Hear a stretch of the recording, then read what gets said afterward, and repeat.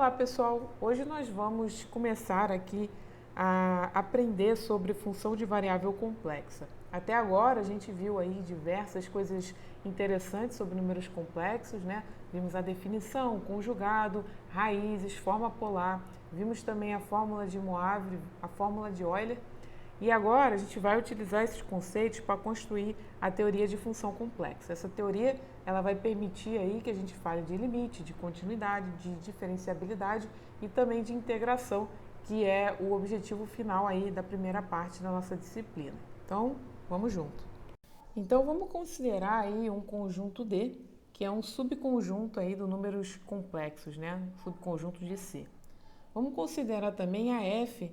Nesse caso, a F a gente não definiu ela como função, mas a gente considera aí que ela é uma lei que faz corresponder a cada elemento Z desse conjunto D um único elemento complexo F de Z, tá? Então, peguei um Z lá no conjunto D e aí eu vou ter um único elemento associado a ele, que seria o F nesse elemento Z, tá? Então, dessa forma, a gente pode dizer aí que a F ela é uma função em que o domínio dela é o conjunto D, tá? E o conjunto de todos os valores aí, W igual a F de Z, ou seja, eu escolhi um D no domínio, encontrei F de Z, né, que é igual a um W. Então, quando isso acontece aí para todo Z pertencente ao domínio, a gente chama esse conjunto de imagem de F, né, que a gente pode denotar aí por I de F ou I.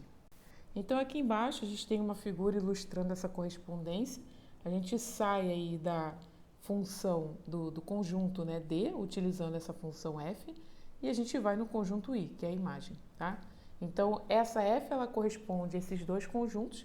A gente vai aí, no caso de um conjunto que nós podemos entender como bidimensional, para o outro conjunto bidimensional.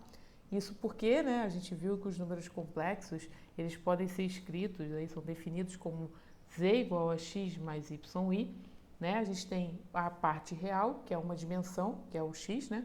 E a gente tem a parte imaginária, que é a outra dimensão, que é o y.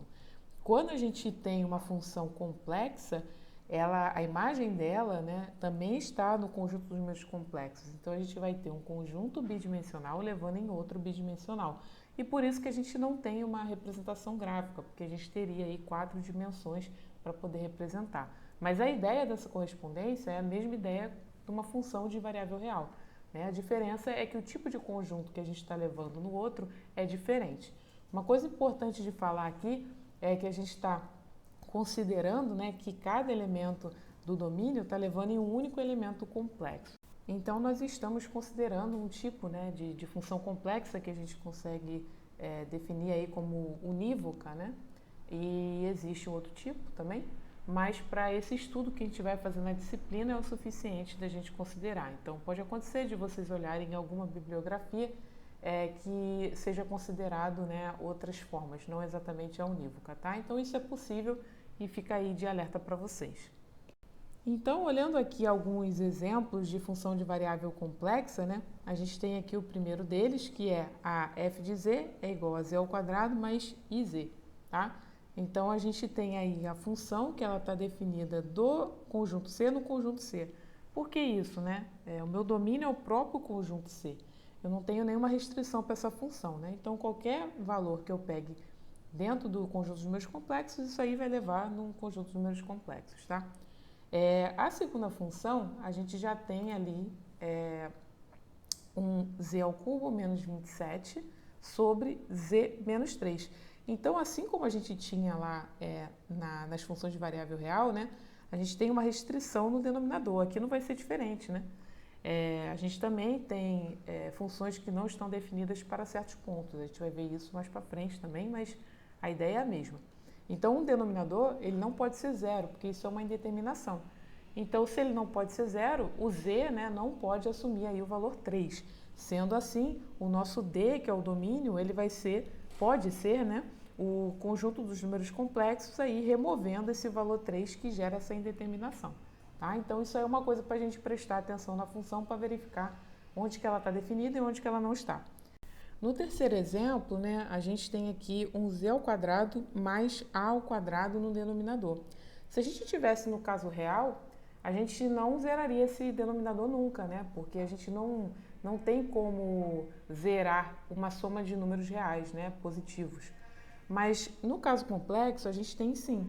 Então, se o z ele for mais ou menos AI ou IA, a gente vai ter que z ao quadrado vai ser menos a ao quadrado, e aí a gente vai ter menos a ao quadrado mais a ao quadrado, que é igual a zero, tá? Então, se a gente quer definir essa função h, o domínio dela tem que remover esses dois pontos aí em que a função não está definida, tá bom? Então, como o conjunto dos números reais ele está contido no conjunto dos números complexos, até porque a gente viu que quando o número complexo não tem a parte imaginária né, um número real, então toda função real ela pode ser entendida como um caso particular de uma função complexa, ou seja, tudo que a gente consegue definir para função complexa, né, como as funções reais são um caso particular, então a gente consegue usar para a função real também, né? Ou seja, a gente vai ver agora que muita coisa é parecida até com o que a gente já aprendeu para funções de variável real. Então, as funções complexas, elas podem ser escritas de uma forma que relaciona funções de variável real de duas variáveis, tá bom?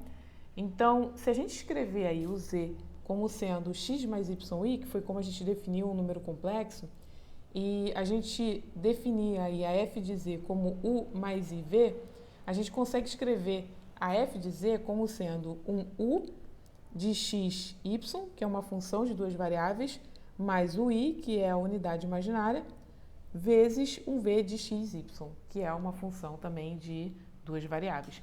E aí, quando a gente define a f em função aí, em termos de x e y, essa nossa função u de x, y aqui é justamente quem? A parte real dessa função. Então, assim como o número complexo, a gente vai ter a parte real e a parte imaginária. A diferença é que quando a gente trata de funções, a parte real de uma função é uma função. A parte imaginária de uma função é também uma função. E aí, né, nesse contexto, a gente vai ter aí que o v de x, y é a parte imaginária dessa função f de z, tá? E aí a gente entra um pouco nessa teoria de funções de duas variáveis. E é por isso que eu falei para vocês que o conteúdo, né, de cálculo de várias variáveis é importante aqui. Bom, então, se a gente tem uma função f de z que está escrita, né, em termos de z e a gente quer escrever ela em termos de x, y, a gente consegue fazer isso facilmente, né, fazendo uma mudança aí de variável. Não é bem uma mudança de variável, a gente vai utilizar a definição lá do número complexo z igual a x mais y, né? Então, a gente vai sair de z e vai escrever a função em termos de x e y. Como que a gente faz isso? Substituindo o z no lugar do z, né? Então, x mais y, aonde tem z. Fazendo isso, a gente vai ter o seguinte, para essa função. O f de z vai ser igual a 2 vezes x mais y elevado ao cubo menos x mais y mais i. Isso aqui vai ser 2 vezes x ao cubo mais 3x ao quadrado y menos 3xy ao quadrado mais, menos na verdade, y ao cubo i. Esse x mais y que está entre parênteses, ele vai mudar de sinal, vai virar menos x menos y, e esse mais i continua aqui. Fazendo isso, a gente consegue agrupar o que tem unidade imaginária e o que não tem. Então, o que não tem, pessoal, x ao cubo menos 3xy ao quadrado e menos x. Tá? Escrevendo isso aí, nós teremos 2x ao cubo menos 6xy ao quadrado menos x. Tá? Então, agrupamos aqui tudo que não tem unidade imaginária. E aí, a gente vai agrupar agora o que tem a parte imaginária, que no caso é esse 3x ao quadrado y menos y cubo menos y e esse 1i aqui. Então, nós temos, multiplicando, 6x ao quadrado y menos y cubo menos y mais 1. Tudo isso multiplicado pela unidade imaginária i. Tá? Bom, então a gente finalizou o nosso exercício, porque a gente conseguiu escrever f de z em termos aí de x e y. A gente agrupou essas duas funções, que na verdade é a parte imaginária, né? Então, esse em vermelho aqui é o nosso u de x, y, que é a parte real, né, dessa função. Então, vou botar aqui, é o re de f.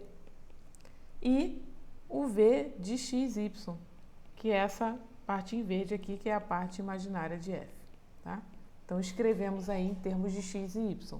Se a gente quisesse fazer a transformação contrária, sair de x, y e voltar para z, isso também é possível, tá?